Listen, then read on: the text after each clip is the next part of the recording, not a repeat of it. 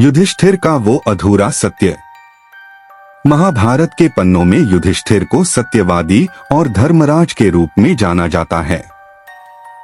उनके न्यायप्रिय स्वभाव और सच्चाई के प्रति अडिग रहने की वजह से वे सदा पूजनीय रहे। लेकिन महाभारत के युद्ध के दौरान एक ऐसा पल आया जिसमें स्थिरचित्त और सत्यवादी युधिष्ठिर के सत्य की पूर्णता पर प्रश्न चिन्ह लगा दिया।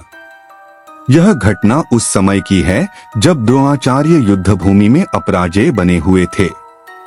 द्रोणाचार्य को हराने का एकमात्र तरीका था उन्हें यह विश्वास दिलाना कि उनका पुत्र अश्वत्थामा मर चुका है।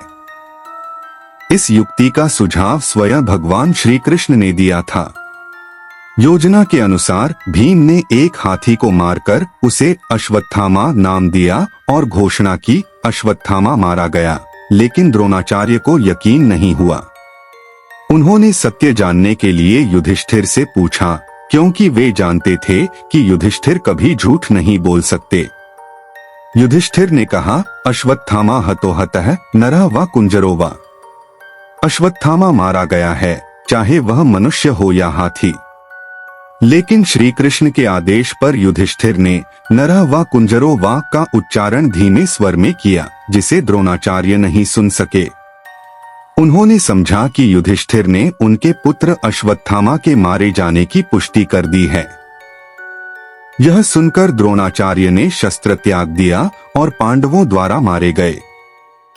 इस घटना के बाद युधिष्ठिर भीतर से व्याकुल हो उठे।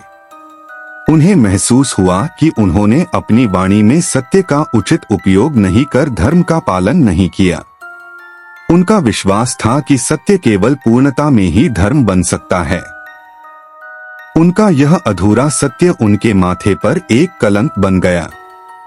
इसी कारण युधिष्ठिर को बाद में सत्यवादी हरिश्चंद्र की तरह नहीं माना गया।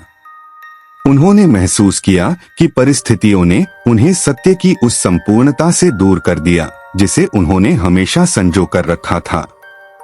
युधिष्ठिर के इस अधूरे सत्य से हमें यह सीख मिलती है कि सत्य का आंशिक उपयोग भी सत्य का हनन है। सच्चाई को संपूर्णता में जीना ही धर्म का मार्ग है। लेकिन यह भी सत्य है कि जीवन में कभी कभी ऐसे क्षण आते हैं जब नैतिकता और व्यवहारिकता के बीच संतुलन बनाना कठिन हो जाता है।